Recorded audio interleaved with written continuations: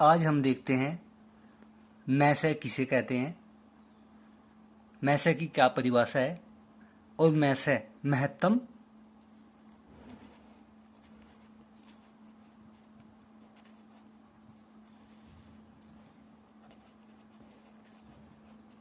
समापवर्त्य या वर्तक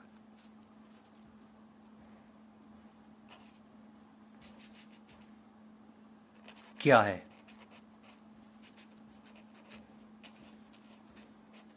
तो सबसे पहले हम महत्तम मैसे की परिभाषा देखते हैं। वह बड़ी से बड़ी संख्या जो दी गई संख्याओं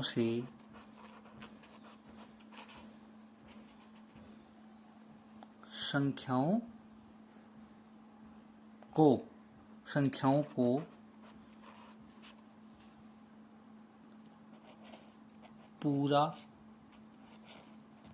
पूरा विभाजित कर दे।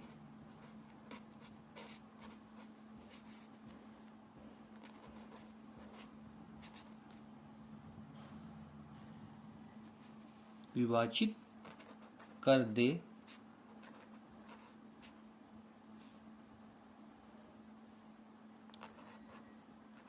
वह संख्या दी गई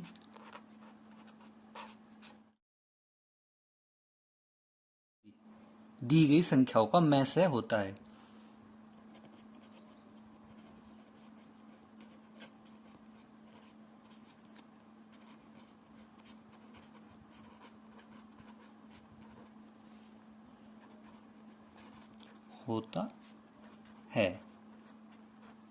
मैसे को हम HCF भी कह देते हैं।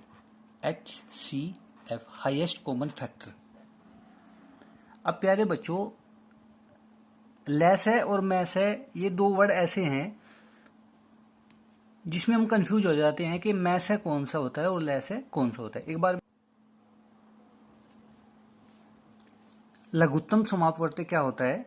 वह छोटी से छोटी संख्या जो दी गई संख्याओं से पूर्णतः विभाजित हो जाए, वह संख्या दी गई संख्याओं का लेसे या लघुत्तम समापवर्त्य होगी। और मैसे क्या होगा? महत्तम समापवर्त्य क्या है? वह बड़ी से बड़ी संख्या जो दी गई संख्याओं को पूरा विभाजित कर दे, वह संख्या दी गई संख्याओं का मैसे होता है, मैसे होगा। जैसे हम एक एग्जाम्पल लेकर के समझते हैं। एग्जाम्पल मानिए हमारा है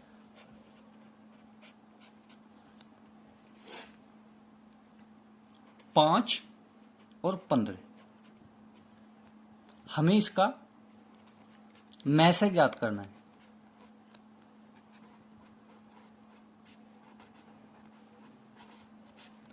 देखो प्यारे बच्चों, मैसे ज्ञात करने की दो विधि है। जो पहली विधि है वो है आपकी भाग विधि,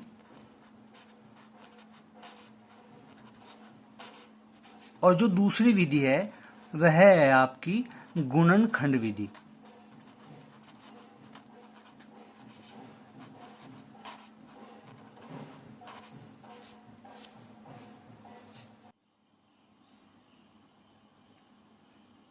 अब मैं आपको बताऊंगा पहले भाग विधि। तो प्यारे बच्चों, भाग विधि क्या होती है? दी गई संख्याओं में जो संख्या बड़ी होती है उस संख्या को छोटी संख्या से हम भाग दे करके देखते हैं। 15 को हम अंदर रख लेंगे और 5 से हम इसे भाग देंगे। हम देखते हैं कि 5 से भाग देने पर 3 आता है। 5 दिया 15, पूरा कट गया। जिस संख्या से दोनों संख्या पूरी विभाजित हो गई वह संख्या ही मैसे होगी। ये तो था हमारा भाग विधि से। अगर हम देखें गुणनखंड विधि से प्यारे बच्चों, तो सबसे पहले हमें 5 के गुणनखंड करने होंगे। अब 5 के गुणनखंड क्या है? 1 और 5। फिर हम 15 के गुणनखंड करेंगे। 15 के गुणनखंड हमारे पास क्या होंगे? 3 गुणे 5। देखिए गुणनखंड करने की विधि क्या होती है, हम 15 के जैसे ही गुणनखंड करेंगे तो हम करेंगे कि इसे काट कर देखेंगे, 5 तिया 15, या हम पहले 3 से काटेंगे, 3 पंजे 15, फिर 5 से, 5 ही कम 5। तो हमारे पास जो गुण में आए 3 5,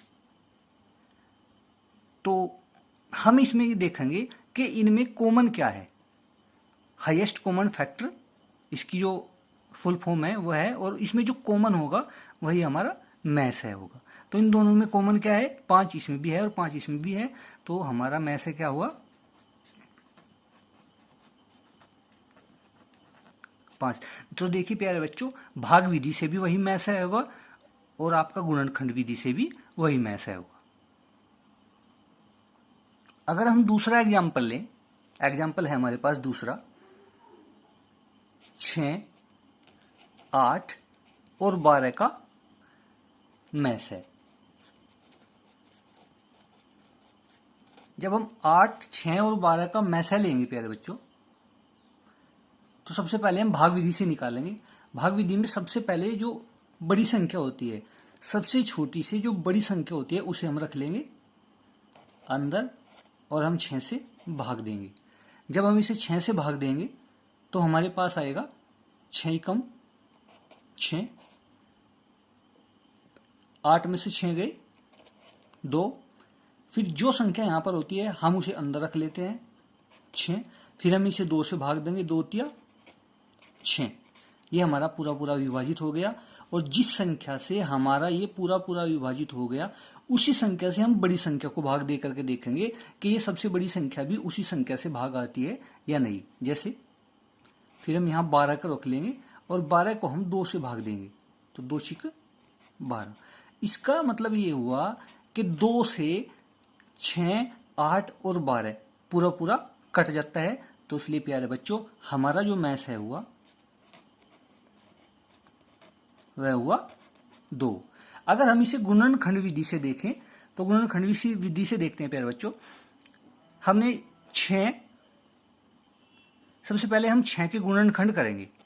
6 के गुणनखंड हम 2 से भाग देंगे, 2 तिया 6, फिर हम इसे 3 से भाग देंगे, 3 कम 3, क्योंकि गुणनखंड करते समय सबसे नीचे हमारे पास 1 आएगा, तभी हम में से निकाल पाएंगे।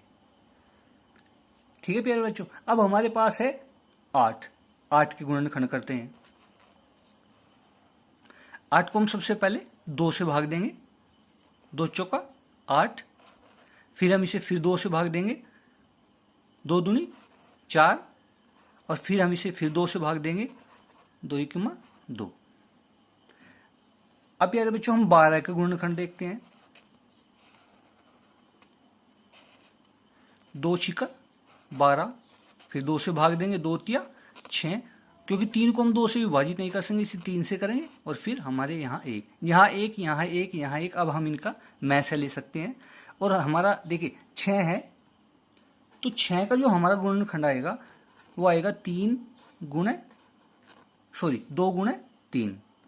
जो हमारा 8 का गुणनखंड है वो आएगा हमारा 2 गुणे 2 और गुणे 2।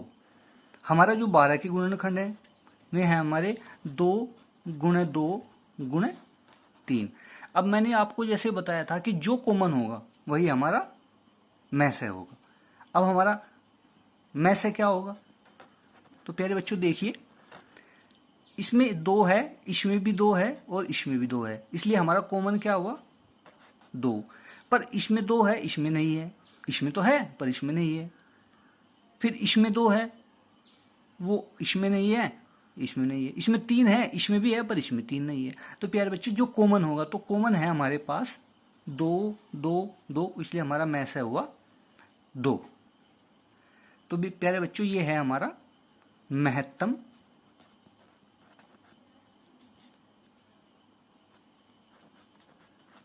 समापवर्त्य।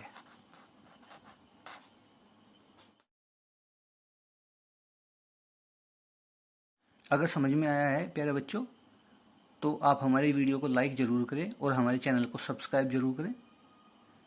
इसके बाद मैं आपको सिखाऊंगा वर्गमूल और घनमूल। धन्यवाद।